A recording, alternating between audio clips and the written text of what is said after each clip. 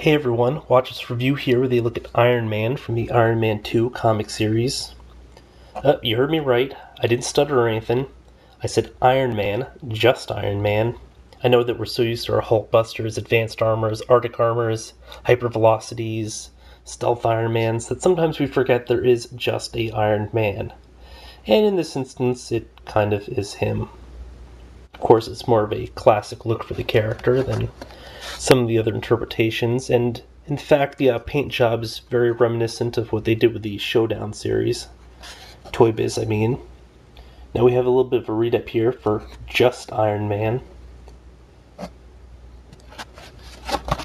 But we all know that story.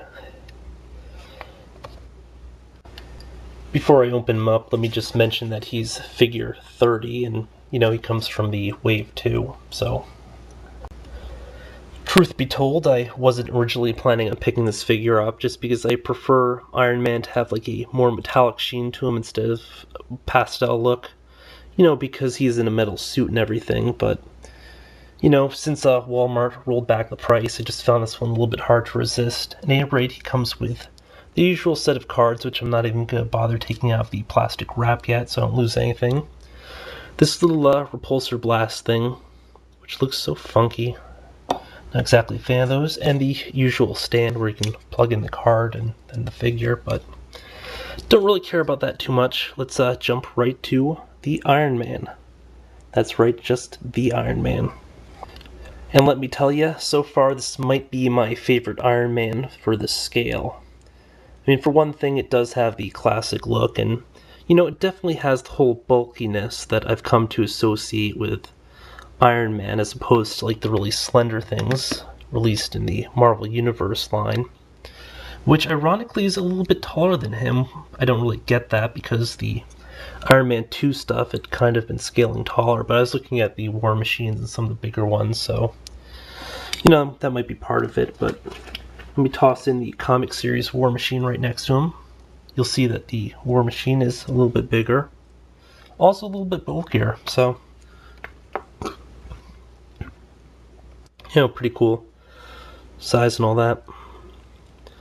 Now, I don't get why the paint app on the head here is a shade different from the body and the arms and everything, but it's not a huge gripe.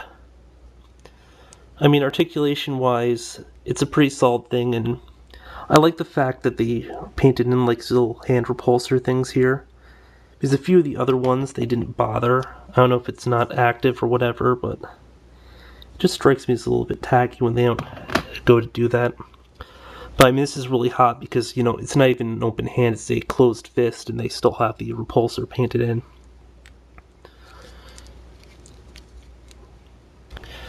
There are a lot of little things I like about this figure, but the design as a whole is kind of boring, I suppose. I mean, it just has like a really traditional look to it. For those of you not familiar with this armor, I believe it's the one that he wore between the late 80s and early 90s. I can't be 100% sure. In general, the overall design doesn't seem to change that much over time, except for when he opts for a silver look. But, generally we just have like an arc reactor as either a circle or a triangle. The usual red scheme for the upper torso, and usually instead of having yellow, it's just straight red going down, and then I mean, he's had a fairly consistent look for his core armor for like forever, so minor variations here and there. But I mean, it's a functional look for the character. And although it's not edgy, it is a kind of cool looking figure that I think, or look that most people are used to. As I mentioned earlier, there are a lot of elements to this that were also present within the superhero or Marvel Legends Showdown figure. Ironically, I absolutely did not like that one, but for some reason they kind of look better on this one. I'm not sure if it's just like my opinions kind of changed here, or if there's some tangible quality that, or intangible quality that I'm picking up on from one versus the other. I don't know. In terms of articulation, let's just give a quick run through here. We have a rotating wrist.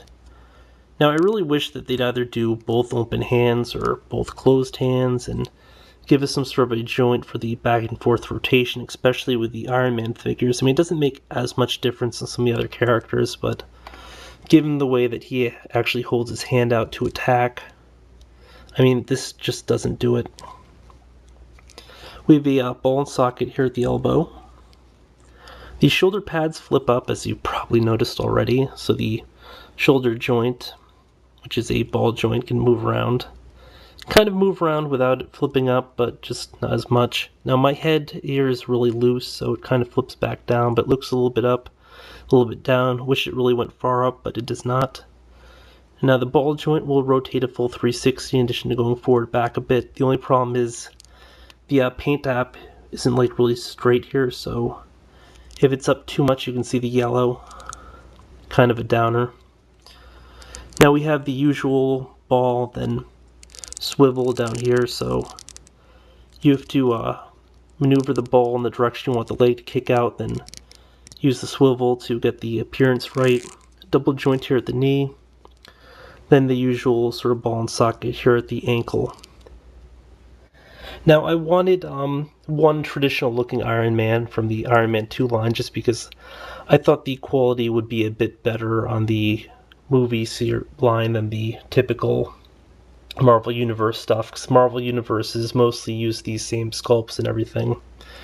So originally I was going to go for the number 26, which I believe was just called the Classic Iron Man or something, but the problem with that one was they didn't even have wrist movement. It was just completely sculpted.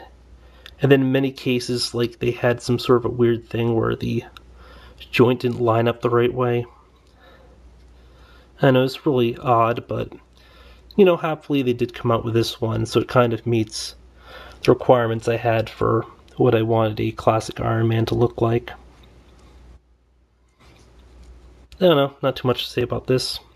I do wish he'd have a peg in the back. I mean, some of the other ones have had like the back pegs here, like this Advanced Armor one.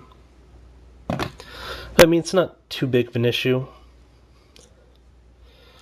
So yeah, I kind of like this one. I picked him up for, I think it was $5, and you know, that was the deciding factor. I mean, when a price like point changes just a little bit, I mean, that can make all the difference when you're just buying something, and in this case it really did. So I picked it up, fairly happy with it.